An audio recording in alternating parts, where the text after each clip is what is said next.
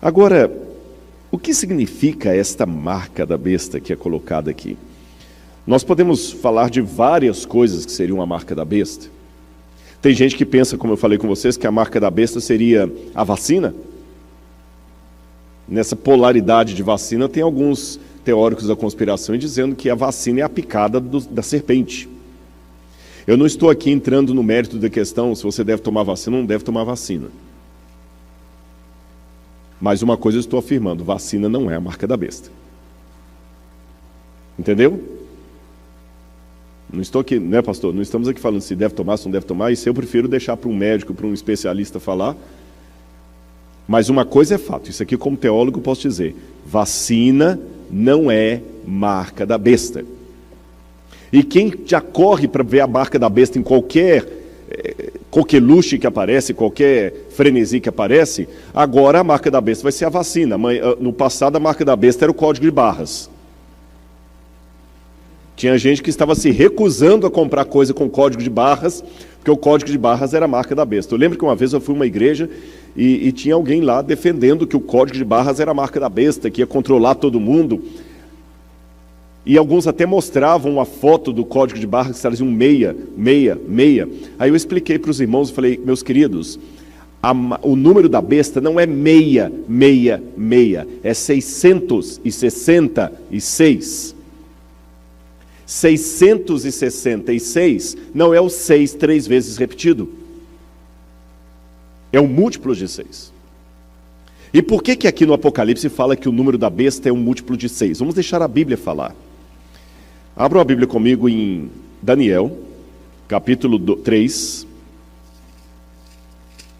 Daniel, quem conhece a história de Daniel sabe que episódio é esse. Onde o rei Nabucodonosor mandou erguer uma imagem e obrigou que todos na Babilônia adorassem a sua imagem. E no capítulo 3, versículo 1, fala das dimensões da imagem que Nabucodonosor ergueu. Daniel capítulo 3, versículo 1. O rei Nabucodonosor fez uma imagem de ouro que tinha 27 metros de altura e 2,70 metros de largura. Deixa eu explicar para os irmãos uma coisa aqui. Existem dois tipos de tradução na Bíblia. No sábado à tarde vamos falar um pouquinho sobre traduções da Bíblia. Existem traduções que são dinâmicas e traduções que são literais. E não é uma questão de falar qual está certa, qual está errada. Não dá para definir isso. Eu vou dar um exemplo, os irmãos vão entender. Quando você fala assim, I'm mad about my flat. Se eu falo isso nos Estados Unidos, tem um sentido. Se eu falo isso na Inglaterra, tem outro sentido. I'm mad about my flat. Eu estou ficando louco por causa do meu apartamentozinho ali, meu cantinho. Se você fala isso na Inglaterra, eu estou ficando doido por causa da agulha que eu vou tomar. Perceberam a diferença? Mesmo no português do Brasil para o português de Portugal, tem diferença. Tem diferença. Por exemplo, isto é giro. No Brasil, giro é isso aqui. Em Portugal, giro, very nice. Então, até do inglês britânico para o inglês americano tem diferença. Até do português brasileiro para o português lusitano tem diferença. Concordam comigo? Então, na Bíblia também tem expressões que às vezes o autor não sabe, o tradutor fica na dúvida, como é que ele traduz? Por exemplo, se eu estou pensando em inglês e eu ouço alguém falando em inglês, it's rain dogs and cats. Se eu traduzir literalmente ao pé da letra, como eu tenho que traduzir? Está chovendo cães e gatos. Essa é uma tradução literal. Mas se eu quiser adaptar, eu vou falar, está chovendo muito. Aí vem alguém e fala o seguinte, está errada essa tradução. No original em inglês não tem a palavra muito, tem a palavra cães e gatos. Está errado traduzir está chovendo muito? Não. Essa é uma tradução dinâmica. Eu peguei o sentido da frase em inglês e já adaptei para o português. Uma tradução literal é aquela que pega palavra por palavra. Então, no original aramaico aqui de Daniel, não está 27 metros por 2,70 metros. Aqui nos Estados Unidos vocês usam muito pounds, milhas, yards, feet, e às vezes a gente tem que traduzir. Eu estava conversando com Josias, eu estava conversando com ele, ele estava fazendo várias perguntas em inglês ali, e eu não lembro mais qual, ele perguntou da temperatura do deserto. Eu só sei falar em Celsius, eu não sei falar em Fahrenheit. E ele não entende em Celsius, ele entende em Fahrenheit. Então eu tive que pensar em Celsius e para o celular aqui, e o pastor me ajudou a traduzir para Fahrenheit. Então, se eu disser para vocês que no deserto tem uma temperatura de 40 graus, aí você vai traduzir para o inglês, você pode colocar 40 degree, ou você pode já adaptar para Fahrenheit e falar 100 degree. Mas eu não falei 100, eu falei 40. Ficou claro isso para vocês? Então aqui apenas o tradutor fez uma adaptação, mas no original aramaico, o tamanho da estátua de Nabucodonosor é 60 côvados por 6. E esse número tem uma importância, porque na Babilônia, a base da matemática da Babilônia era o número 6. Desde a época da Suméria, da Mesopotâmia ali, depois da Suméria veio o Elamita, os babilônios e tudo mais. Sabe como é que eles contavam? Eles não contavam como a gente, 1, 2, 3, 4, eles contavam assim, olha, 6, 12, 18, 24, 30, você entendeu? Eles iam fazer sempre múltiplos de 6. E cada parte do dedo aqui era um conjunto de 6. Então você computava a coisa e fazia isso. Dá tanto. E ele sempre falava em múltiplos de 6. E o 6 era um número sagrado na Babilônia. Era o número do panteão dos deuses da Babilônia. Era o número mágico de Marduk. Para os judeus, o 6 é o número da imperfeição. É o número incompleto. É o número humano, porque Deus criou o ser humano no 6º dia. Entenderam a questão do 6 para os babilônios? Sim ou não? Aí é por isso que no Apocalipse, o número da besta é um múltiplo de 6. 666. E a história do Apocalipse, como está narrada aqui a profecia, lembra muito Daniel capítulo 3, quando Nabucodonosor ergueu ali a imagem. Alguns acham que esse número da besta significa que Tsar Neron é uma referência ao imperador Nero. Mas eu não acredito nisto. Em primeiro lugar, porque quem criou essa forma de estudar a profecia de maneira pretérita, a profecia é apenas um cumprimento no passado, foi um homem chamado Francisco Rivera, que era um sacerdote católico, numa época em que os protestantes reconheciam a falha da igreja na Idade Média. Então, para poder tirar essa sombra da igreja, Francisco Rivera criou um método de estudo do Apocalipse que a gente chama de preterismo. Ele fala o seguinte: o Apocalipse não tem nada a ver com o futuro. Ele se cumpriu todo no tempo de João. Então a besta do Apocalipse é Nero, que perseguiu a igreja cristã. Mas isso foi apenas uma maneira de tirar a sombra da igreja. Eu não acredito que o Apocalipse possa se referir ao passado, porque Jesus falou para o Apocalipse assim, para João assim, abra comigo o Apocalipse capítulo 1. Apocalipse, capítulo 1, versículo 1.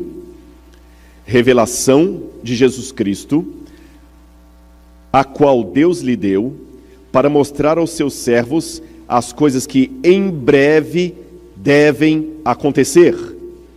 No original grego está assim, as coisas que em breve devem começar a acontecer. E ele, enviando por meio do seu anjo, deu a conhecer ao seu servo João, a qual atestou a palavra de Deus e o testemunho de Jesus Cristo quanto a tudo que viu. Bem-aventurado aquele que lê E bem-aventurados aqueles que ouvem as palavras da profecia e guardam as coisas nelas escritas, porque o tempo está próximo. Então ele fala de um tempo que está próximo. Agora vejam o verso 19. Escreve, pois, as coisas que você viu, as que são e as que hão de acontecer depois destas. Então a profecia não poderia estar falando de coisas do passado, porque ela está anunciando coisas que viriam a acontecer. A profecia também não pode falar de coisas que só vão acontecer no fim dos tempos, porque ele já fala de coisas que já estavam acontecendo. Então, um método contínuo. Ficou claro para os irmãos até aí? Bom, se não é Nero César, o que seria esse 666? Havia uma técnica chamada gematria, em que as pessoas às vezes ocultavam um nome, e ao invés de falar o nome, falavam o número desse nome. Porque no passado não havia esse numeral como nós usamos. As letras valiam por nome, por número. Hoje, quando você faz o 6, o 2, o 1, quem inventou esses símbolos foram os árabes. Por isso que nós chamamos de número arábico. Foram os árabes que inventaram. Mas antes dos árabes inventarem o 1, o 2, o 3, o 4 e assim por diante, os números eram representados por letras, então ficava muito fácil. E de acordo com Irineu de Lyon, um autor da igreja cristã do segundo século, que foi evangelizado por Policarpo, que foi evangelizado por João, então ele conheceu o apóstolo João, conheceu alguém próximo do apóstolo João. Irineu falava que naquele tempo os cristãos entendiam que 666 referia-se ao nome lateinos, que é a forma de falar em grego do nome Roma, reino de latim, dos latinos, Roma, e que era alguma coisa referida a Roma. Outro detalhe importante, do que o Apocalipse 13 está falando que vai virar o número da besta? Como eu falei, alguns já falaram de código de barras, de vacina. O que afinal de contas é o número da besta? Prestem atenção no capítulo 13 do Apocalipse. Contra o que estará essa guerra do anticristo? A primeira passagem que eu quero ler com os irmãos é a passagem que está no capítulo 12, Evangelho de João, Apocalipse de João, capítulo 12, capítulo 11, versículo 19. Achei aqui. Apocalipse capítulo 11, versículo 19. Lembra da visão que eu falei ontem da mulher que era perseguida pelo dragão e tudo mais? Olha o que abre essa visão. Achou na sua Bíblia? Então leiam comigo. Então abriu-se o santuário de Deus que se acha onde? No céu. E o que foi visto no santuário? A Arca da Aliança. No seu santuário. E sobrevieram relâmpagos, vozes, trovões, terremotos e forte chuva de granizo. Deixa eu fazer uma pergunta para vocês. Quando no Antigo Testamento de uma só vez sobrevieram relâmpagos, vozes, trovões e forte chuva de granizo? Não teve a chuva de granizo, mas teve trovões, relâmpagos, vozes nos 10 mandamentos, no Sinai. Quando Deus falou no Sinai, o monte fumegava e vinham trovões, a mesma cena do Sinai. Segunda pergunta que eu faço para a igreja: o que é a Arca da Aliança? É a Arca de Noé? Não é um barco, então. O que é a Arca da Aliança? Era uma caixa. E o que guardava dentro dessa caixa? A vara de Arão, tá certo? A vara de Arão florida, um pouco do maná. E tinha mais uma coisa importante: as tábuas dos 10 mandamentos. E uma coisa que me chama a atenção em Êxodo capítulo 25, é que quando Deus mandou Moisés fazer o tabernáculo, o santuário, Deus falou o seguinte: Moisés, faça o santuário de acordo com o modelo que eu vou te mostrar. Então Moisés fez, e o livro de Hebreus fala isso, que o santuário da terra era uma cópia do santuário celestial. Então a Arca da Aliança que estava aqui era uma cópia da Arca verdadeira de Deus que está no santuário celestial.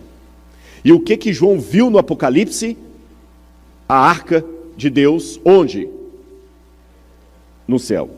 Agora eu faço uma pergunta para os irmãos. Muitos ensinam que a lei de Deus caducou na cruz. Que Paulo diz que a lei foi abolida. Se a lei caducou, o que foi que João viu aqui? João está lá no finalzinho. Será que ele viu a lei? Ou ele não viu a lei? Porque ele fala que eu vi a arca da aliança no céu. E logo depois que João vê a arca da aliança no céu, ele vê o dragão perseguindo a mulher. Depois que ele vê o dragão perseguindo a mulher, olha o capítulo 12, verso 17. O dragão ficou irado contra a mulher e foi travar guerra com o restante da descendência dela, ou seja, os que guardam os mandamentos de Deus e o testemunho de Jesus. Os que guardam os mandamentos de Deus e o testemunho de Jesus. Aí me chama a atenção que quando essa besta levanta, tudo o que ela faz é para atacar um dos mandamentos de Deus. Antes de falar dessa maneira aqui, deixe-me apenas alertar os irmãos de uma coisa. O Apocalipse, olha que curioso isso aqui.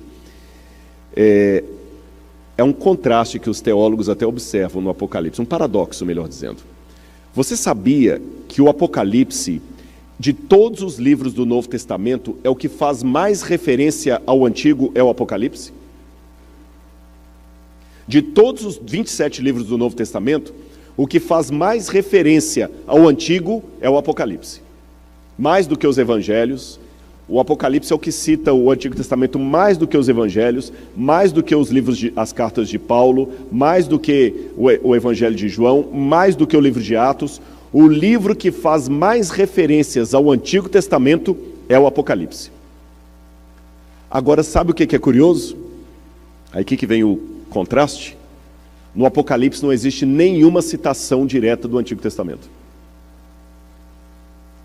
Todas as alusões que o Apocalipse faz ao Antigo Testamento são alusões indiretas. Eu tenho uma hipótese da razão disso. Sabem qual é? Onde o Apocalipse foi escrito? Na ilha de Patmos. João estava preso. Condições completamente precárias. Ele não tinha uma biblioteca ali.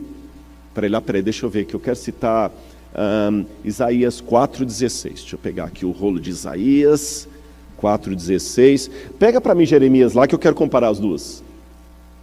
Não era assim.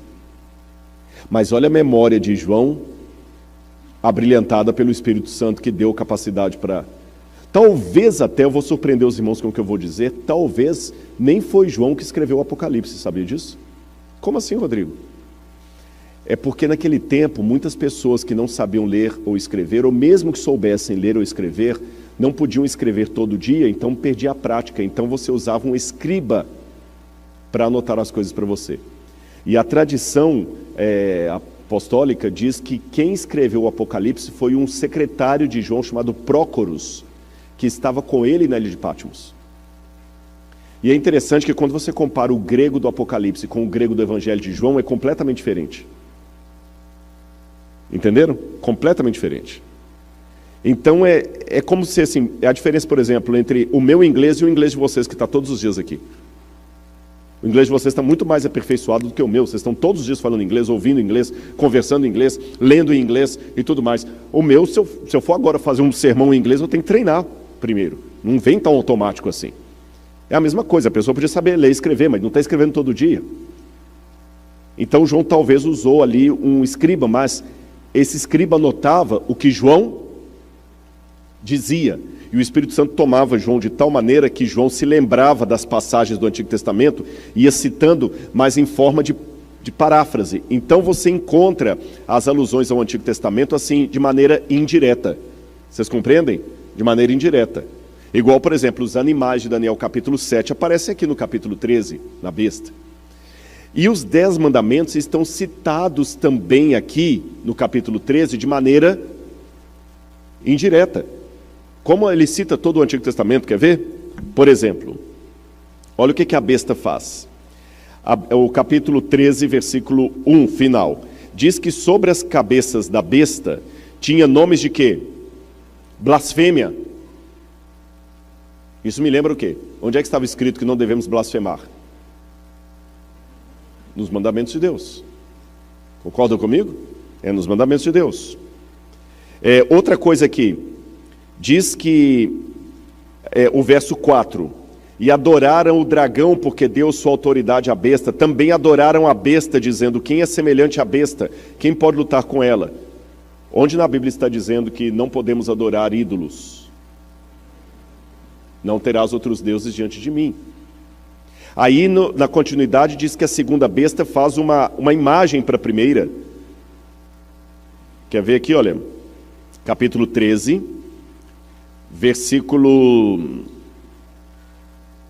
capítulo 13, versículo 14.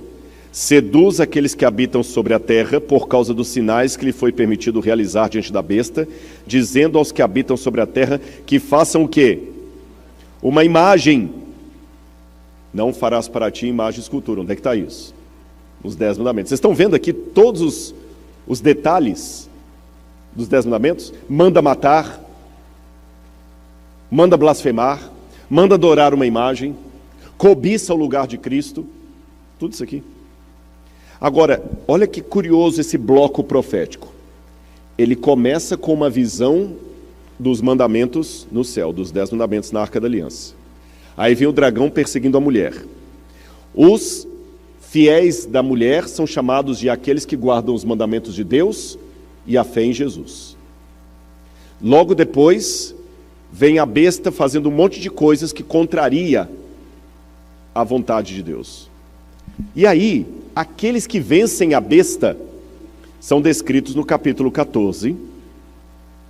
No capítulo 14, versículo 6, diz assim: vi outro anjo voando pelo meio do céu, tendo um evangelho eterno para pregar aos que habitam na terra, e a cada nação, tribo, língua e povo, dizendo: temam a Deus e deem glória a Ele, porque é chegada a hora em que Ele vai julgar. E adorem aquele que fez o céu, a terra, o mar e as fontes das águas. Em que lugar do Antigo Testamento fala que Deus fez o céu, a terra, o mar e as fontes das águas? Em 2 lugares. Gênesis capítulo 1 e 2 e Êxodo capítulo 20. O Salmo também faz referência, mas direto assim, o céu, a terra, o mar e Êxodo capítulo 20. Onde fala para guardar o sábado como lembrança de que Deus fez o céu, a terra e tudo mais. E tem uma coisa que me chama a atenção, irmãos. Eu não sei como é aqui nos Estados Unidos, como é em Cabo Verde. Mas no Brasil, geralmente, os documentos, quando você assina um contrato com alguém, eu fiz uma firma com você, no final, você tem que fazer em cada folha um visto, e no final você tem que assinar e reconhecer firma. Você vai num cartório e ele bate um carimbo provando que aquela assinatura é sua mesma. Essa assinatura geralmente vem no final do contrato. Na época do Antigo Oriente Médio, sabe como é que eram os contratos entre um rei superior e um rei inferior? Ele começava geralmente assim. Eu tenho vários paralelos para mostrar para vocês, por exemplo, entre os hititas. Faziam assim. Eu vou fazer, o Eric, por exemplo, vamos supor que eu sou o rei superior, o Eric é o rei vassalo. Aí, os contratos que a gente encontra na arqueologia trazem assim: ó Eric, eu sou o rei Rodrigo, que ajudei o seu país quando você estava sendo atacado pelo seu inimigo. Eu emprestei o meu exército para você e defendi você. E agora então faço com você um acordo, uma aliança. Você não deverá fazer isso, você não deverá me atacar, você deverá me pagar imposto, você deve fazer isso. Eu dou uma série de cláusulas para ele. E no final, as cláusulas são complementadas com uma refeição. Agora, sabem o que acontece no meio das cláusulas? Eu digo quem eu sou como autoridade. Eu ponho o meu selo. Pena que eu esqueci de trazer essa foto para vocês, senão eu vou mostrar. Eu mostro amanhã a foto de um tablete com inscrição cuneiforme, e no meio está o selo. Aí no meio das cláusulas eu digo assim, porque eu, Eric, sou o rei todo-poderoso de Boston. Aquele que tem poder sobre todas essas terras e a maior riqueza de todos esses lugares. Quando eu digo assim para ele, aí depois eu continuo dando mais regras. E no final, a refeição. Vamos recapitular? No início, na introdução, eu digo para ele o que eu fiz por ele, correto? Aí começam as cláusulas. Na metade das cláusulas, eu digo quem eu sou, o poder que eu tenho para poder fazer aquele contrato. Coloco mais cláusulas e no final, uma refeição para fechar aquela aliança. Todo mundo entendeu como é que funcionava? É assim que estão os 10 mandamentos. Os 10 mandamentos começam justamente assim. Eu sou o Senhor teu Deus, que te tirei do Egito, da casa da servidão. Olha o que eu fiz por você. Aí começam as cláusulas.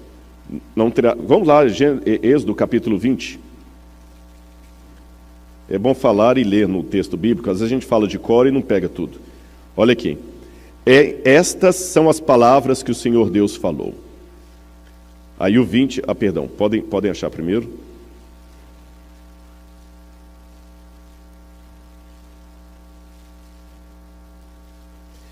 Então, capítulo 20, versículo 1.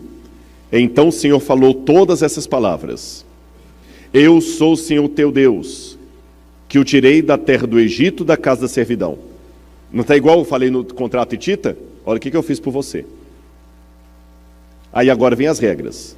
Não tem outros deuses diante de mim, não faça para você imagem de escultura, nem semelhança alguma. Verso 5, não adore essa imagem. Verso 6, faça misericórdia e minhas gerações dos que me amam e guardam os mandamentos. Verso 7, não toma o nome do Senhor teu Deus em vão. Isso aqui é interessante também, porque nesses contratos, eu esqueci de mencionar, sempre tem assim, faça isso, e se você não fizer, tal coisa vai te acontecer. Sabe, e aqui também tem assim, né? Porque eu faço misericórdia, etc. Aí quando chega no verso 8, lembra-te do dia de sábado para o santificar. 6 dias trabalharás, farás toda a tua obra, mas o 7º dia é o sábado do Senhor teu Deus. Não farás nenhum trabalho. Aí no verso 11, o texto interrompe as regras para colocar o selo. Quem é que está falando aquilo? Porque em 6 dias fez o Senhor os céus, a terra, o mar e tudo que neles há, e ao 7º dia descansou. Por isso o Senhor abençoou o dia de sábado e o santificou. Aí começam as regras de novo. Honra teu pai e tua mãe, etc, etc. Não mate, não adultere, não furte, não dê falso testemunho, etc, etc. Vocês viram, no coração dos mandamentos está o selo, aquele que diz quem Deus é. E aí, nesse mesmo emblema, repete-se em Apocalipse capítulo 14, quando fala que eles têm o selo de Deus. É interessante essa palavra selo em hebraico, essa palavra selo, a marca de Deus. Apocalipse 14, versículo 1. Olhei e eis o Cordeiro em pé sobre o monte Sião, e com ele estavam 144 mil que tinham escrito na testa o nome do Cordeiro e o nome de seu pai. Aí no verso 6 fala do Evangelho eterno, que é pregado a todo mundo, dizendo, temam a Deus e deem glória a Ele, pois é chegada a hora que Ele vai julgar. E adorem aquele que fez o céu, a terra, o mar e as fontes das águas. Está justamente aqui.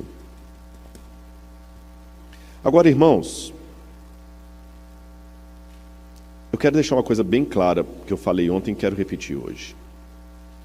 Você está querendo dizer, Rodrigo, então, que você é mais santo do que os que não guardam o sábado? De jeito nenhum. Não é o sábado que salva? Tá, então, por que você está falando isso? Porque é assim que eu vejo na Bíblia, eu não posso ser incoerente com a minha consciência. Tá. Então, e quem não guarda o sábado hoje? Está perdido? Não. Não posso dizer isso. E quem guarda o sábado está salvo? Não, também não posso dizer isso. A mim compete saber da minha vida. Entenderam? Não sou eu que posso julgar ninguém. Não sou eu que posso me sentir superior a ninguém. Eu sei que tem maneiras erradas de guardar o sábado. Uma delas, eu falei ontem, é guardar por legalismo. Aí alguém pode falar, tá, mas então como é que esse negócio, o sábado hoje em dia é tão complicado hoje, como é que se guarda? Eu vou explicar aos irmãos como. Eu vou falar do jeito errado e do jeito certo. O jeito errado. Havia uma família de adventistas que guardavam o sábado. E no sábado não podia fazer nada.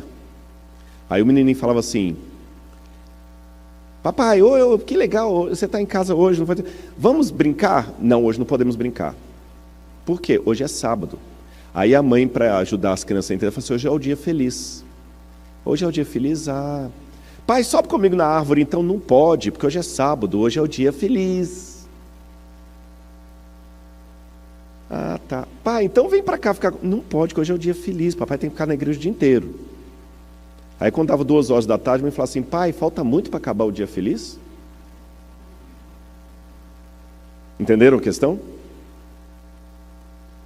Essa forma de guardar o sábado apenas na base do não pode, não pode, não pode, não pode, não pode, é a maneira judaica, é a maneira farisaica, é a maneira que não agrada a Deus. Quem estava no sermão, acho que de domingo, eu expliquei uma coisa que aconteceu com os judeus depois do cativeiro da Babilônia. A lei de Deus antes do cativeiro da Babilônia era algo para proteger o povo de Israel. Mas quando eles saíram do cativeiro da Babilônia, eles ficaram com tanto medo de voltar para lá, que eles falaram o seguinte, a lei não é uma cerca que nos protege, é algo que precisa ser protegido. Entenderam a diferença?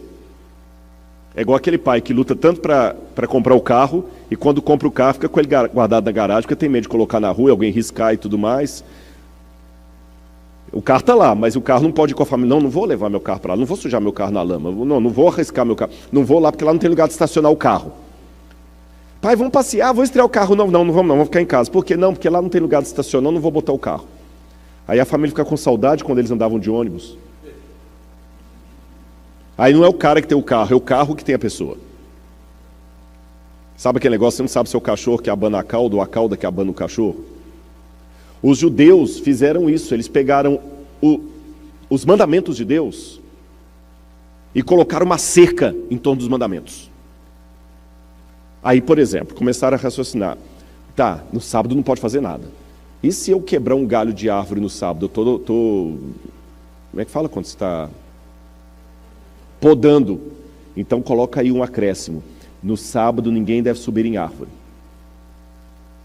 E se a mulher estiver olhando no espelho no sábado e vir um cabelo branco e querer arrancar? Ela está fazendo cabelo no sábado, então não pode. Mulher não pode. Isso tudo está na lei judaica, na Mishnah, você tem tudo isso lá na Mishnah.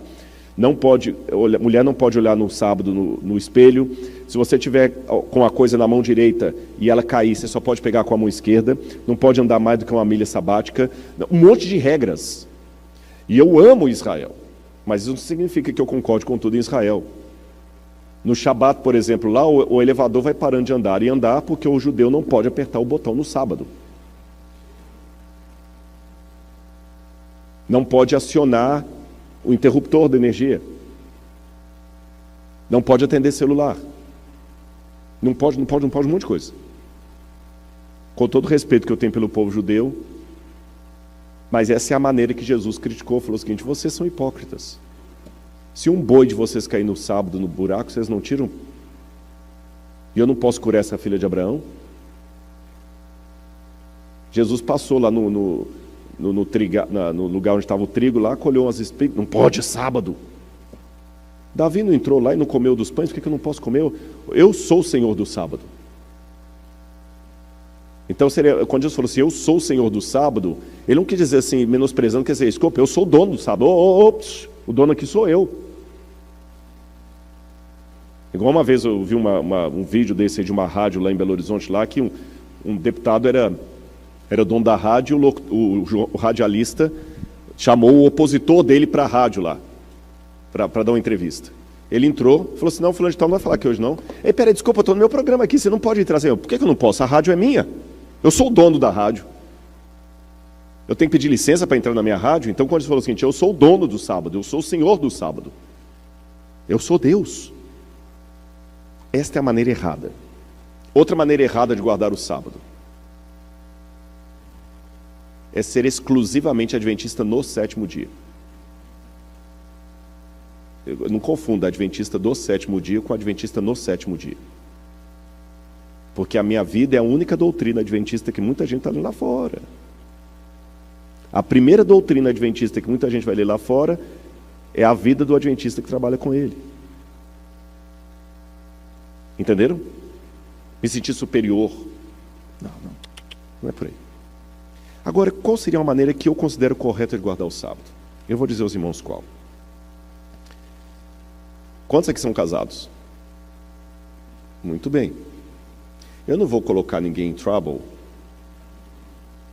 mas eu espero que você se lembre da data de aniversário do seu casamento. Tem alguns que falam assim. Sabe aquela chargezinha? Amor, eu já vi, tem que trazer de Lene aqui, viu? Eu vi uma vez uma chargezinha, uma assim, amor, você mudou a senha do Wi-Fi? Mudei, querido. Qual que é? A data do nosso aniversário de casamento. Só mostra o cara parado assim. Vai perguntar qual é?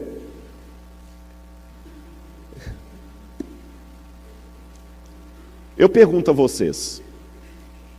Eu não jogo bola. Mas, se eu jogasse bola, Deus não me deu esse dom. Acho que quando eu distribuí os dons ali, o jogo de futebol estava fora.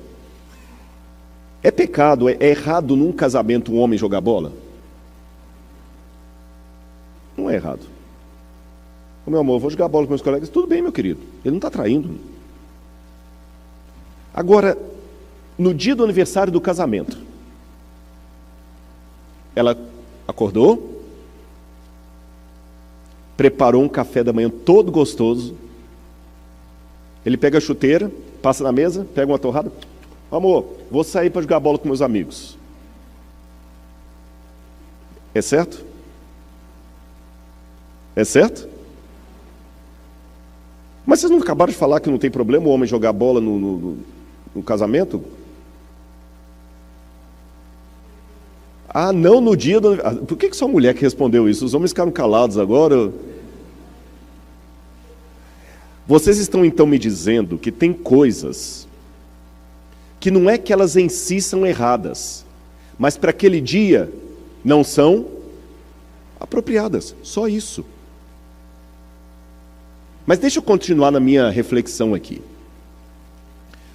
O dia do aniversário do casamento só tem sentido numa única e exclusiva condição. Qual é? Se você vive bem com a sua esposa 364 dias do ano. Se você está feliz no seu casamento, se você está amando a sua esposa, se sentindo amado por ela, se você está bem com ela 364 dias do ano, quando chega no dia do aniversário de casamento, você comemora o quê? É o aniversário em si? O que você comemora no dia do aniversário de casamento? Os outros dias que você viveu? Porque se você não vive bem com ela, no dia do aniversário de casamento não tem o que comemorar. Perdão, não tem o que comemorar. Entenderam onde é que eu estou querendo chegar? O aniversário, a comemoração, não tem sentido nela mesma, mas no que acontece fora dela. O sábado só tem sentido se eu andar com Jesus domingo, segunda, terça, quarta, quinta e sexta. Aí quando chega no sábado, eu comemoro os outros dias que eu andei com Jesus. Mas se o sábado é o dia religioso, ele é um fim em si mesmo, aí perde a graça. Então, de certa forma, todos os dias são dias de Deus, não é só o sábado. Como o dia do casamento, são todos os dias do ano. Não é isso? Quais são os dias do casamento? Todos, mas tem um que é especial. É o da comemoração. Todos os dias são de Deus, mas tem um que é especial. É o dia que você diz para o mundo que você tem um Criador. E esse assunto da criação é tão sério, irmãos. Hoje eu não vou entrar nesse mérito aqui por causa do tempo. Eu teria que dar um outro estudo sobre isso. A cronologia da profecia mostra que tudo isso iria durar até o século XVIII, quando a ferida mortal seria dada sobre o papado. E em 1798, 1776 é a independência americana. 1798, o general Berthier prendeu o Papa a mando de Napoleão.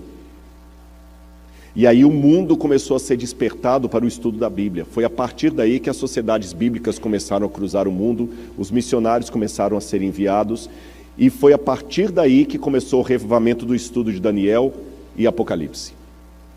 Em todo o mundo. Em todo o mundo. Agora, o mais curioso que foi justamente no século XVIII que começam também os movimentos contrários a Deus, século XVIII e XIX. Aí que começam os primeiros que vão desembocar em Charles Darwin, em 1850, falando que, na verdade, nós não temos Criador, nós somos frutos da evolução das espécies. Foi justamente no século XIX que vem Karl Marx pregando o materialismo dialético que não tem julgamento divino, que o paraíso é aqui, a sociologia, Emile Durkheim, a utopia possível, o paraíso é aqui. Lembra que o diabo sempre faz o paralelo? Ficou claro para os irmãos até aqui onde é que eu estou querendo dizer? E a Bíblia mostra isso, irmãos, está aqui no Apocalipse. Todo o elemento que eu vejo aqui aponta bem claro para a adoração. O grande problema no dia que a besta colocar a sua imagem é quem que eu adoro, o anticristo ou a Cristo. É isto. Agora, me chama a atenção também no Apocalipse que essa besta é um poder mundial. Porque fala que todos, exceto o fiel povo de Deus, todos receberão a marca da besta, exceto aqueles que forem fiéis. Mas será que isso é possível hoje? Eu sei que hoje nós vivemos numa situação, deixa eu mostrar só algumas imagens para vocês, que muita gente coloca isso aí, olha. De 1898 até 2030, quem domina o mundo são os Estados Unidos da América. Mas de 2030 até uma data que ninguém sabe, quem dominará o mundo será a China. Esta será a nova superpotência. Só que eu não vejo espaço para a China na profecia. Eu vejo espaço para Roma. E os Estados Unidos também. Mas para a China, não. Mas, Rodrigo, mas está errado. Tudo está indicando que é a China. Deixa eu contar para vocês uma coisa. Esse cavaleiro que está aí, ele foi uma figura interessante, porque ele lutou no exército de Hitler, mas nunca deu um tiro. Franz Hazel, pai do Gerhard Hazel, que foi um grande teólogo falecido, e o seu filho, Michael Hazel, que é um arqueólogo muito famoso lá do Tennessee. Franz Hazel era um homem cristão, e ele não aceitava matar. Ele passou a guerra toda com um revólver de madeira na cintura e não deu um tiro. E quando ele estava no fronte, veja que ele está com o uniforme nazista. Quando ele estava no fronte, ali, ele arriscou falar para o superior dele que Hitler não dominaria o mundo. Ele falou, você, eu não sei porque eu não mando te fuzilar, você não dá um tiro, eu não vou matar em nome de Hitler. E olha que ele está com o uniforme nazista. Eu não vou matar em nome de Hitler. Hitler vai dominar o mundo, a Alemanha é a superpotência, ele não é. E o comandante perguntou para ele, por que não é Hitler a próxima superpotência? Por que não é a Alemanha? Ele falou, porque eu conheço a Bíblia, a profecia de Daniel diz que não será a Alemanha. Aí ali embaixo, não sei se dá para vocês verem, tem uma fotografia de uma coisa bem velhinha. Aquilo ali foi o rascunho que ele abriu a Bíblia no livro de Daniel, capítulo 2 e capítulo 7, e começou a mostrar a estátua de Daniel e os animais de Daniel. Ele falou assim, olha, Daniel falou que primeiro vinha a Babilônia, depois a Medo-Pérsia, depois a Grécia, depois Roma, e Roma se tornaria um reino dividido. E quando Roma se tornasse um reino dividido, aí a pedra que vai bater sobre esse reino dividido é a volta de Jesus. Então não tem espaço para a Alemanha aqui. A Alemanha é apenas uma das divisões do Império Romano. Na época todo mundo riu da cara dele. Mas o fato é que hoje a Alemanha nem exército tem, você sabe, né? Nem exército a Alemanha pode ter. Não é a superpotência do mundo. Quando eu comecei a estudar essas profecias, irmãos, Eu fui com a cara e a coragem, eu não era nem batizado na igreja, eu tinha 12 anos de idade. Eu fui lá no colégio onde eu estudava, e eu ia estudar à noite, no ano seguinte eu ia estudar à noite, e eu cheguei para o diretor, que era um homem ateu, comunista, e falei com ele: professor, eu não quero vir sexta-feira à noite, porque eu vou entrar para a igreja adventista, eu vou guardar o sábado e tudo mais. E ele riu assim na minha cara: sábado? Que é isso? É porque está na Bíblia. E, gente, imagina, um menino de 12 anos de idade, como é que é isso? Eu falei: não, porque vai ter um decreto, eu tenho que guardar o sábado, nós vamos meter um monte de coisa nele lá. Ele deu uma risada, falou assim: nunca vai acontecer. Quem domina o mundo hoje é a União Soviética, é a União Soviética e Estados Unidos, a União Soviética vai tomar o poder. Aí eu virei para ele e falei assim: olha, professor, eu não sei como, mas a União Soviética vai cair. Ele deu uma gargalhada, falou assim: eu vou te liberar só porque você é um rapazinho muito audacioso, mas isso é bobagem. A União Soviética existe hoje? Então, irmãos, eu não sei como será o futuro, mas eu sei que a China não vai dominar o mundo, porque a profecia não diz que é a China. Agora, o que nós podemos fazer? Antes de falar desse livro aí para os irmãos, deixe-me colocar uma diferença entre o que eu vou apresentar aqui e as teorias da conspiração. Eu falei ontem, mas peço licença aos irmãos para repetir isso, porque é muito sério. Você sabia que extremismo é um lado da verdade que ficou louco? Heresia é a mesma coisa. Heresia é um lado da verdade que ficou louco. Por exemplo, há alguns textos da Bíblia que falam que Jesus é Deus, mas eu posso enfatizar tanto a divindade de Jesus que eu nego a encarnação, que ele se tornou homem. Há textos na Bíblia que falam que Jesus era homem, verdadeiramente homem. Eu posso enfatizar tanto esses textos que eu nego que ele era Deus. Há textos na Bíblia que falam que nós somos salvos pela fé mediante a graça. Eu posso enfatizar tanto a graça que eu nego as obras. Há textos que falam das obras. Eu posso enfatizar tanto as obras que eu nego a graça. Então, heresia é um lado da verdade que ficou louco. A teoria da conspiração é a mesma coisa. Cuidado com a teoria da conspiração. E eu vou dar algumas dicas para vocês aqui para perceberem um teórico da conspiração. E quando você perceber, nem dê bola. Teórico da conspiração geralmente cria alarde em cima de nenhuma fundamentação teórica. Você fala assim: qual a prova do que você está falando? As provas que ele mostra não são provas documentais de livros sérios. Ele mostra recorte de jornal, revista, ou então alguém que ouviu alguém. É sempre assim. Ele nunca mostra o dado. Todo teórico da conspiração geralmente é assim. Ele vai fazer uma palestra para você e fala o seguinte: não, porque existem jesuítas infiltrados na igreja. Existe jesuíta? Existe. Como é que você sabe? Como é que você prova isso? Não, porque alguém que ouviu alguém que tinha um primo que era padre, uma vez confessou para ele que tinha jesuíta na igreja. Sabe aquelas histórias que acontecem sempre à distância, com ninguém... Não, porque uma vez um pastor estava vendendo um livro na colportagem, ele bateu na casa de um padre, e o padre falou com ele: rapaz, cuidado que nós temos muitos jesuítas infiltrados na igreja. Quem que é esse pastor? Quem que é esse padre? Não tem como averiguar. Vocês entenderam o que eu estou querendo dizer? Não tem como averiguar, é igual a história de disco voador. É alguém que estava uma vez no Kansas e viu uma luz no céu, não tem como verificar. Irmãos, fé não é crendice. A fé é um arrazoado. Então cuidado com essas informações de não tem, por que você sabe que tem? Não, porque aos Illuminatis, não, porque tem 6 famílias que dominam o mundo. E como é que você sabe? Não, porque elas têm um selo secreto que está lá. Mas é secreto, como é que você sabe? Não, porque tem alguém que falou de alguém, que falou de alguém, que falou de alguém, que falou de alguém, que falou de alguém, que conheceu alguém que trabalhou para aquela casa. É o fulano de tal que o pai dele era iniciado. Geralmente, teórico da conspiração, você descobre pelas provas do que ele está dando. É sempre blá, blá, blá. Ele conta uma história de um pastor que uma vez estava expulsando um demônio, aí o demônio pegou e falou assim: olha, você sabia que o disco do Roberto Carlos é meu, é do capeta. Aí, irmãos, então, olha, não escutem Roberto Carlos porque é do capeta, porque o pastor uma vez expulsou o demônio de uma menina, que o demônio falou que Roberto Carlos é do capeta. Eu acho que eu tenho que ser assim, diz o Senhor, é bíblico. Tá certo? E fora da Bíblia, que está de acordo com a Bíblia, é mais coisa que tem uma fundamentação teórica, uma coisa razoável. Segunda característica de um teórico da conspiração: ele é bom em tudo.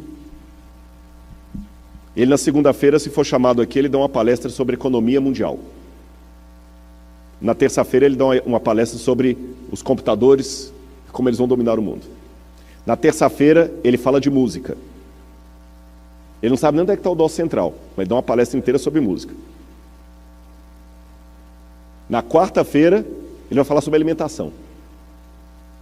Ele vai falar o que você tem que comer, o que você não tem que comer. Ele é o doutor aqui, ele é o médico. Ele fala de tudo. Ele traz raiz para isso aqui, ele fala que isso aqui que causa aquilo, tudo. Quer dizer, o camarada é bom em tudo, irmãos. Eu não estou falando por arrogância, não, é por honra e glória de Deus.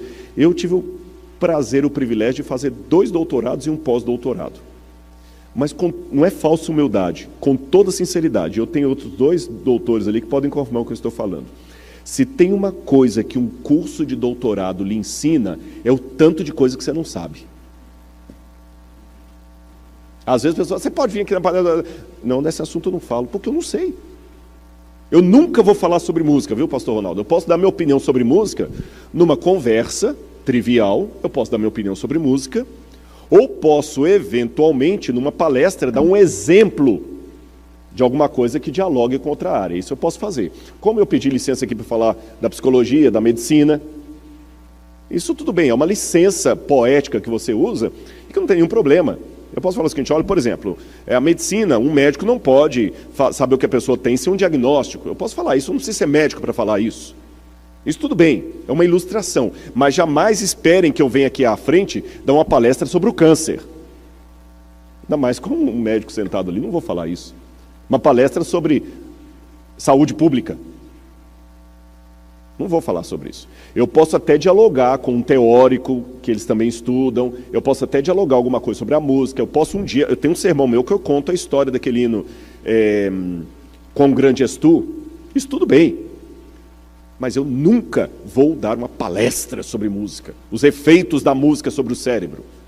Não é minha área. Mas geralmente o teórico da conspiração, ele é doutor em tudo. E é sempre coisa sensacionalista. Ele sempre está dizendo algo que os especialistas não dizem, só ele que sabe. Ele sabe os efeitos da música, ele sabe tudo sobre alimentação, ele sabe tudo sobre lar e família, ele sabe tudo sobre profecia. Olha, eu posso fechar o seminário de teologia, mandar embora todos os professores, botar só ele para dar aula, que dá aula de tudo. Ele sabe tudo sobre maçonaria, ele sabe tudo sobre Illuminati, ele sabe tudo sobre tudo. Aí eu penso que não. Vocês entenderam o que eu quis dizer com a questão do doutorado? Vocês sabem, o doutorado te mostra, você não sabe nada disso aqui, então fica na sua. E a última questão sobre o teórico da conspiração. Ele causa um fervor que não dura muito tempo. Daqui a pouquinho o pessoal desanima. Sabe aquela parábola do Pedro e o lobo? Que o menino descia gritando, "Ó o lobo, ó o lobo, ó o lobo!" Todo mundo assustava. E não era nada.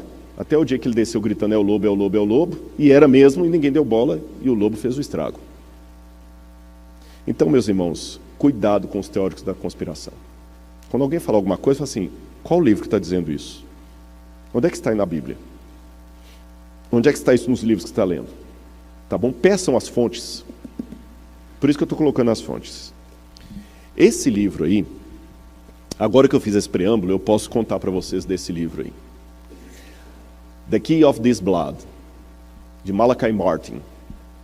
Malachi Martin foi um jesuíta, e ele não só foi jesuíta, mas ele foi vatinólogo, um especialista em política do Vaticano. Tá certo? Ele era um especialista em política do Vaticano, e ele trabalhou dentro aí da Santa Sé. E ele escreveu esse livro, The Key of This Blood, que inclusive é um livro publicado pela Doubleday, que é uma editora que tem como principal cliente a Igreja Católica. Não é um livro contra a Igreja Católica. É um livro a favor. Um livro que recebeu os parabéns do Papa e de um monte de gente lá.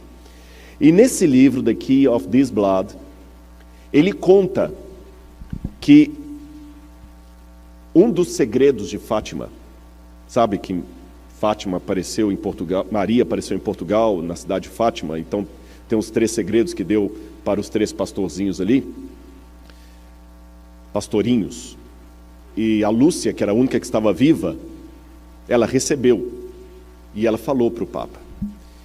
E o Karol Wojtyła, esses dias eu pedi a alguém que fala polonês para me corrigir a pronúncia, Karol Wojtyła, que era o nome do Papa, ele sofreu muito na mão do comunismo na época da Polônia. Ele foi bispo de Cracóvia. Ele já tinha um trauma do comunismo.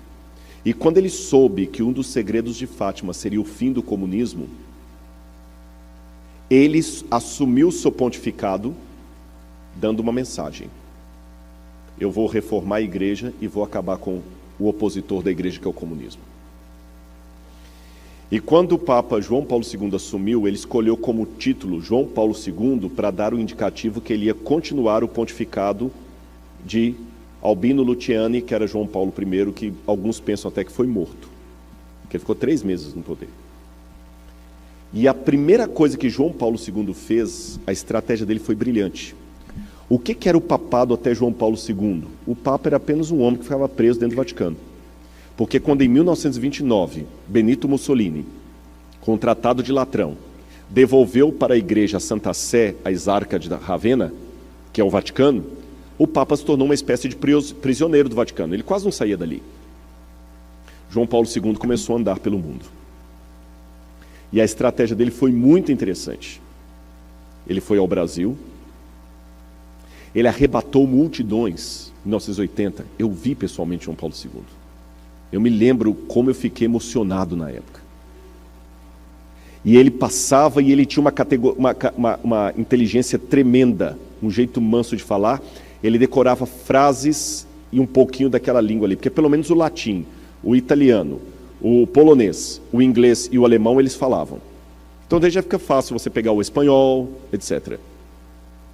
Aí ele pegava algumas frases e, dispensando o tradutor, lia a homilia dele na língua local. E ele foi para o Brasil, o maior país católico do mundo. E ele falava: "Ó Papa, não vos esquecerá jamais." A juventude entrou em êxtase. E ele já começou dando sinais de um grande líder. Quando ele desceu no aeroporto, estenderam o tapete vermelho, ele saiu do tapete vermelho, tirou o solidel da cabeça e beijou o chão. Sinal de humildade.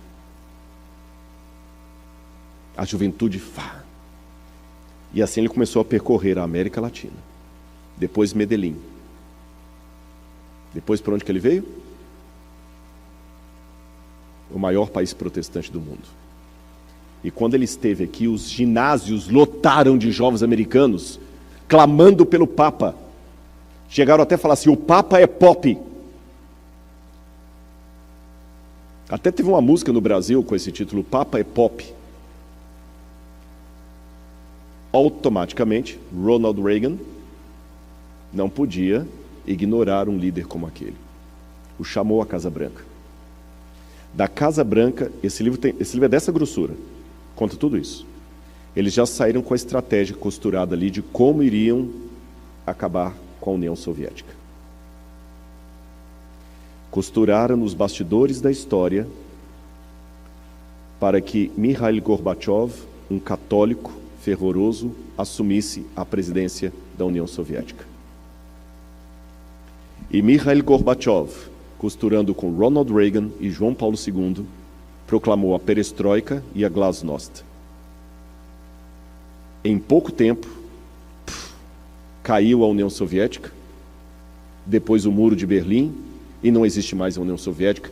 E os Estados Unidos, até então, viviam à sombra da Guerra Fria, com medo do que o mundo podia acabar.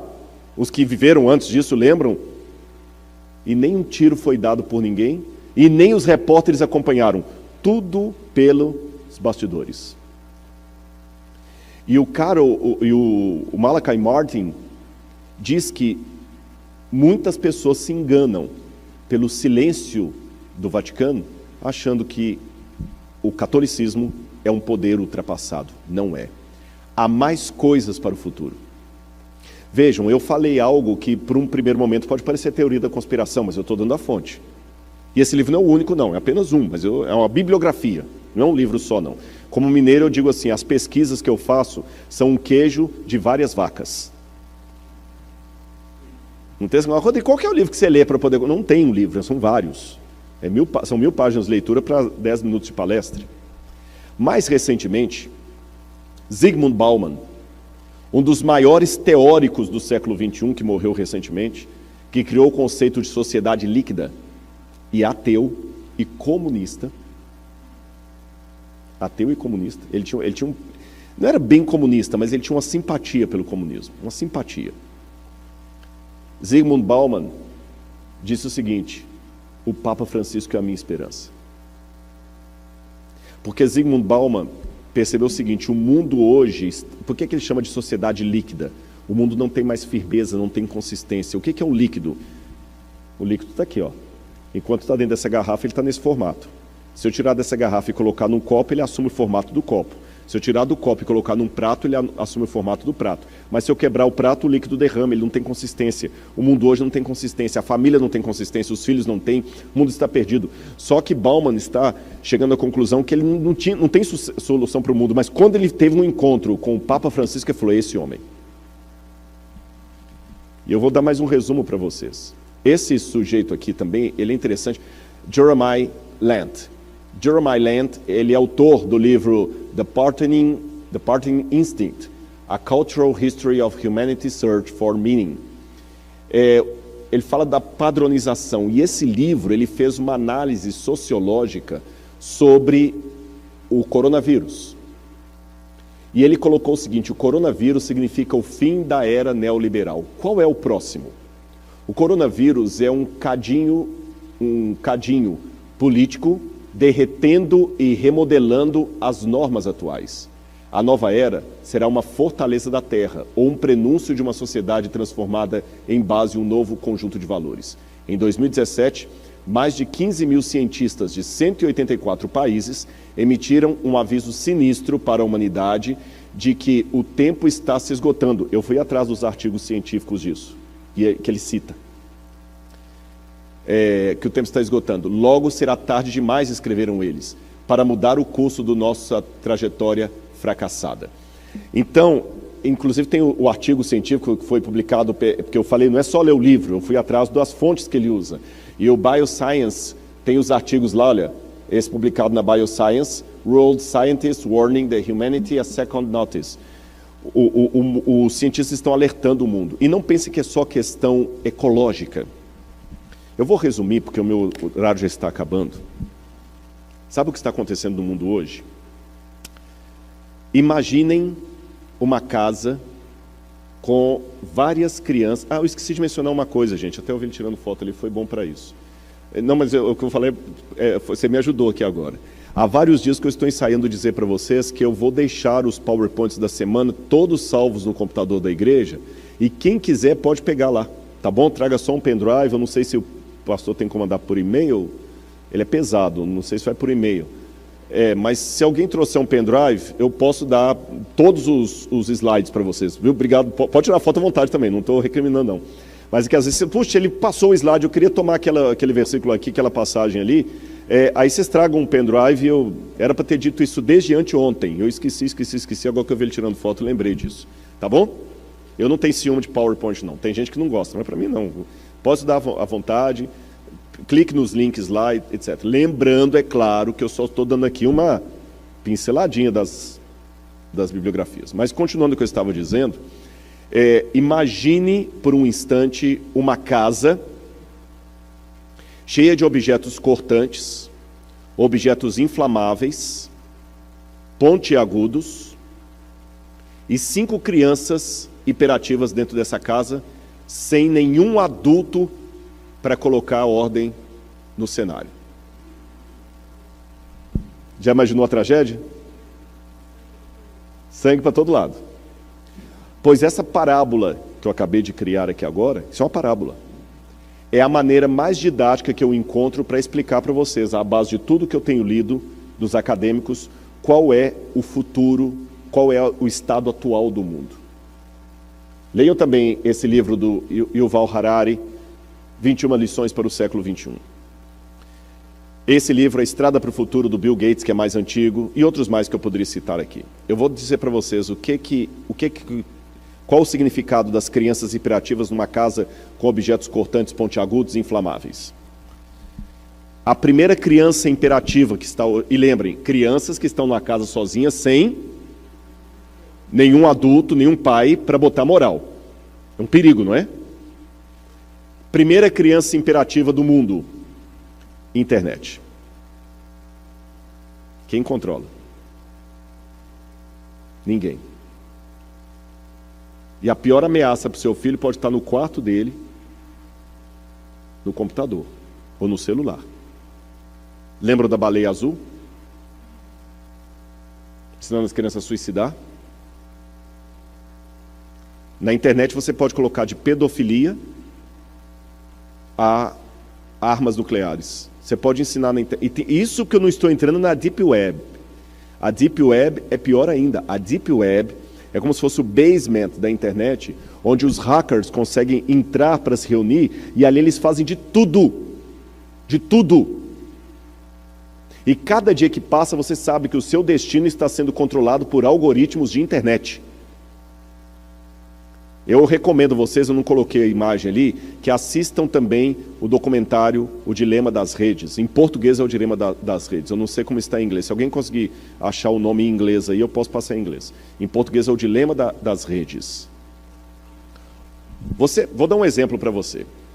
Você já entrou em alguma página que fala assim, você tem que clicar assim, I'm not a robot. Aí você clica ali. Qual que é o nome em inglês? The Social Dilemma. The Social Dilemma. Aí você clica lá, eu não sou robô. Aí logo em seguida ele aparece em 6 quadros. E fala assim, aponte os quadrinhos que tem um semáforo. Sabe por que você faz aquilo? A inteligência artificial está sendo elaborada e ela está em evolução. Você está treinando a inteligência artificial para reconhecer de maneira mais rápida elementos, cada vez de maneira mais sofisticada. Então, quando você está conversando sobre cachorro com seu colega, e quando você abre o celular, começa a aparecer um monte de propaganda de ração para cachorro, não é coincidência.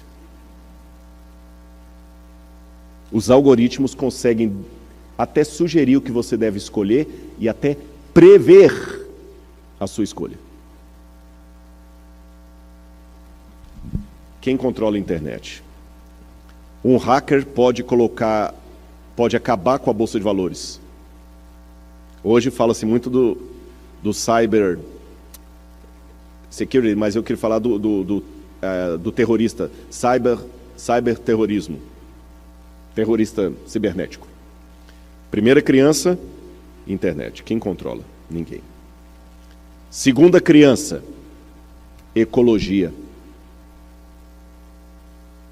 Eu sei que se eu entrar no mérito aqui, a Amazônia é do Brasil ou não é do Brasil, isso dá uma polêmica. Mas o fato é o seguinte, se a Amazônia pegar fogo, o mundo inteiro passa aperto. Se os Estados Unidos não diminuírem a emissão dos gases, as calotas vão derreter. As calotas vão derreter. Quem controla tráfico? Quem controla os crimes ecológicos? Ninguém. É uma criança imperativa. Terceira criança hiperativa. Tráfico de drogas e de armas. Quem controla isso em nível mundial? Ninguém. Apesar do FBI, apesar de todo o sistema de segurança, as drogas entram aqui à vontade, armas entram, saem, os traficantes estão armados no Rio de Janeiro com metralhadores israelenses, não sabe como, o exército não tem aquela arma, mas o traficante tem. Lá na Colômbia, o guerrilheiro tem. Quem controla o tráfico de drogas e de armas? Quarto, quem controla a Bolsa de Valores? Bolsa de Valores é apenas uma maneira inteligente, simpática de falar de especulação. Ninguém tem o dinheiro. Por isso que os economistas estão vendo que, em pouco tempo, a economia do mundo vai quebrar. Por isso que já estão sinalizando criptomoedas, moedas que não são mais baseadas no lastro do ouro, do Tesouro Nacional, porque ninguém controla. Uma declaração de um ministro faz cair a Bolsa de Valores, faz o dólar aumentar no Brasil ou diminuir. Um vírus como esse aí, e pode ter certeza, boa parte da crise econômica que o mundo mergulhou por causa do Covid, não foi uma crise real, foi uma crise especulativa. Vai faltar trigo. Todo mundo entrou em desespero. Começa a estocar, corre para o mercado. Quem controla? Se cair a Bolsa de Valores em Tóquio, você nunca foi lá, mas você pode perder o seu emprego aqui, porque caiu a Bolsa de Valores de Tóquio. Vocês notaram essas crianças que estão soltas no mundo? O que é que nós precisamos? Esqueça a profecia por um pouquinho. Vou até fechar a Bíblia. O que é que nós precisamos para controlar essas crianças? Um adulto com moral. Em outras palavras, o mundo precisa de um governo único. Não é uma questão que eu acho ou deixei de achar. Tem que ter. Entenderam? É uma questão do médico que falou o seguinte: olha, sua coluna esfarelou. Eu não estou perguntando se você quer ou não quer ser operado. Você tem que ser operado. E agora? A veia do coração entupiu. Não estou perguntando se você quer ou não quer. Tem. Não é a sua opinião que estou perguntando, estou te dando informação. É apenas saber quando e quem vai assumir. Tem que ter um governo único. Uma vez que eu falei isso na internet, alguém falou assim: Rodrigo é globalista. Não, não sou. Eu estou apenas admitindo uma realidade. E esse governo único vai ter que fazer a magia de manter a soberania nacional de cada país conjugada ao interesse global, porque nós não podemos nos dar ao luxo mais de ser brasileiros, americanos, chineses ou ingleses, porque o que cada país faz afeta o mundo inteiro. Então precisamos de leis universais, governo mundial, para controlar Bolsa de Valores, para você não ser ameaçado por causa da declaração de um ministro lá atrás, para controlar a alta dos preços ou a baixa dos preços, alguém que consiga controlar a internet de tal maneira que você não tenha problema com um camarada com um site lá em Taiwan, mandando pornografia para sua filha em Washington. Alguém que consiga falar com o governo, pare com as emissões de gás e o governo tem que obedecer. E a ONU não, esqueça a ONU nunca fez esse papel, a ONU é apenas um emblema, uma figurinha, a ONU não tem moral para nada. Tanto é que a ONU não conseguiu resolver nenhum problema dos palestinos com os israelenses. Então o que estão se costurando agora? Assim como na época que Malachi Martin falou, estavam buscando um governo mundial, a queda do comunismo, agora também, enquanto eu estou falando, reuniões estão sendo feitas. Eu não sei quais, porque se eu soubesse quais, eu teria que ter uma fundamentação, senão eu caio na teoria da conspiração. Eu sei que coisas estão acontecendo.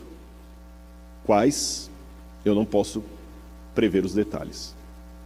Mas tudo está acompanhando para um governo único. E o que me chama a atenção no Apocalipse, é que eu termino, é que o anticristo, diferente dos outros governos, esse será um governo mundial, que vai controlar tudo. A minha dica para você: quando você vir que esse governo está mundial, ligue o pisca-alerta.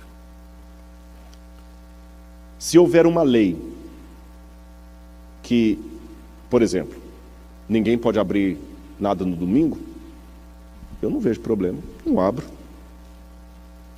Na Bíblia não tem nada me obrigando a abrir no domingo. Agora, quando alguma lei, seja ela qual for, se interpuser entre um mandamento de Deus e a decisão do governo, posso lhe dar um conselho de irmão? Desobedeça. Questão de vacina, não tem nada na Bíblia que me obrigue a vacinar ou não vacinar. Então, cada um tem. O pastor falou um dia num vídeo que deu uma polêmica, e é isso, né? Olha, Você tem o direito de não contaminar, a gente tem o direito de não querer ser contaminado. É uma questão de consciência. Aí eu prefiro não vacinar, eu não quero, estou com medo, eu não sei como é que é esse negócio aí, não vou vacinar meu filho. Vou vacinar meu filho sim, eu confio no que estão falando. Não tem nada na Bíblia que esclareça, pode ou não pode. Vocês estão entendendo o que eu quero dizer? Mas a Bíblia tem claro que eu não posso adorar outros deuses diante de Deus. Se o governo emplacar, agora a religião nova é essa, cuidado. Fique com os olhos abertos. Mas lembre de uma coisa, você só vai ter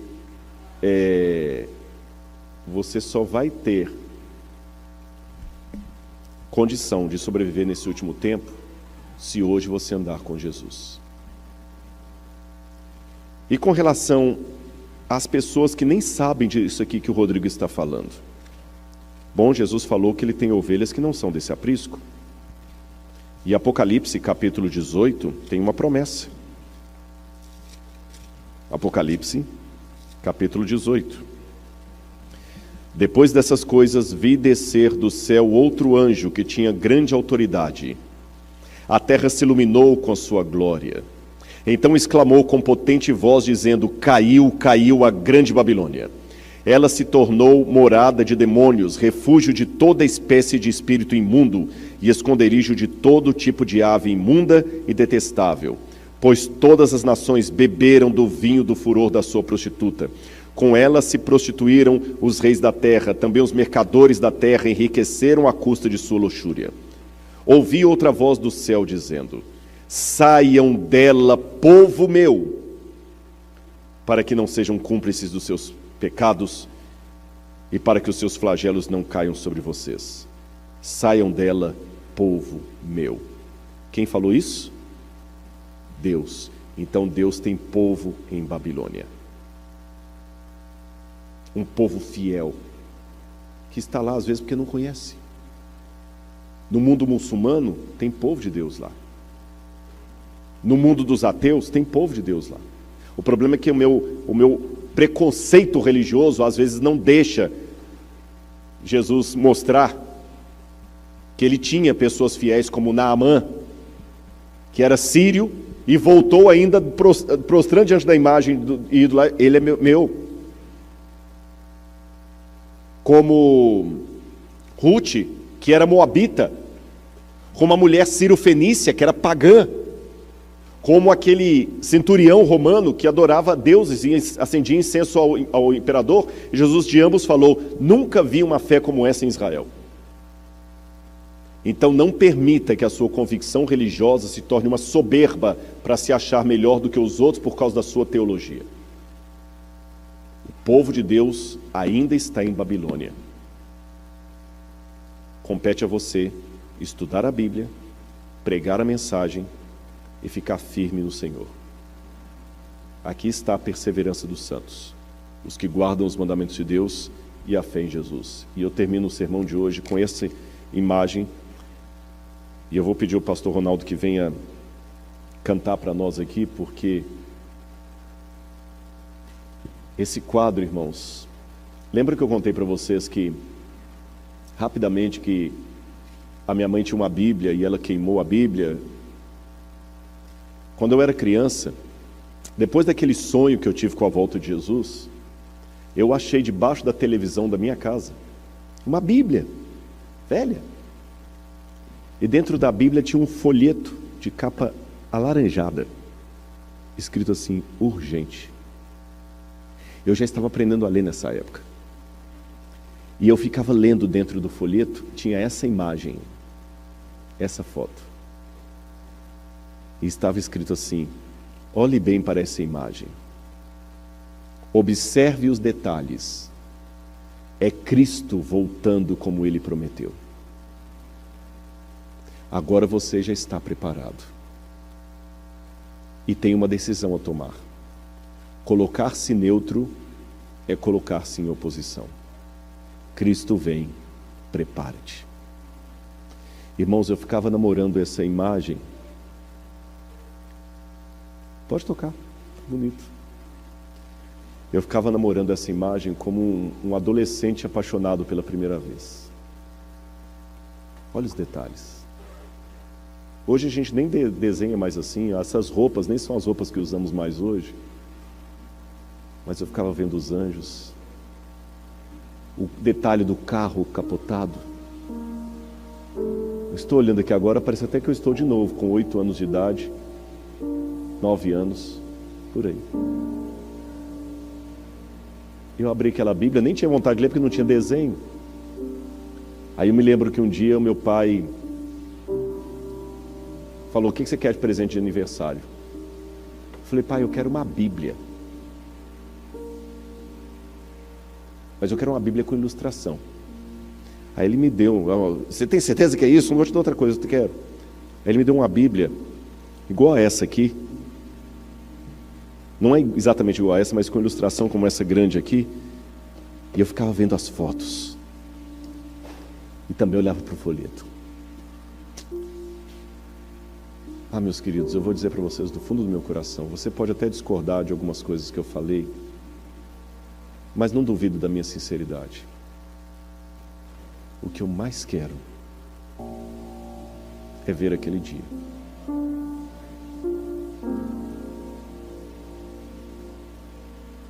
Eu peço a Ele: Senhor, se eu estiver enganado em alguma coisa, perdoa-me, porque eu estou fazendo com muito amor por Ti.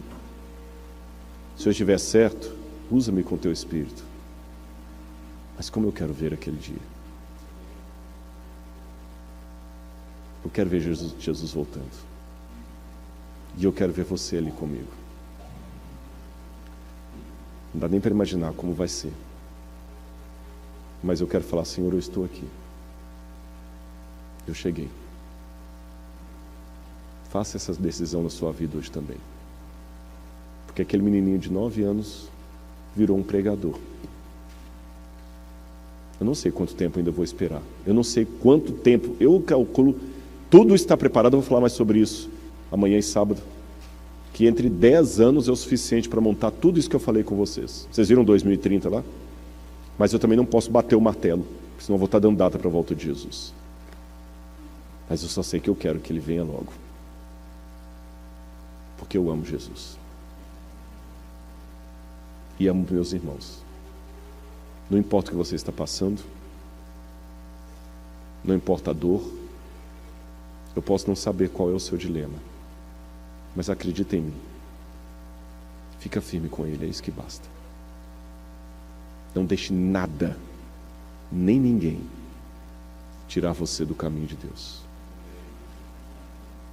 Eu quero ir para o céu com você. E eu estou sendo muito sincero com todos vocês. Em nome de Jesus.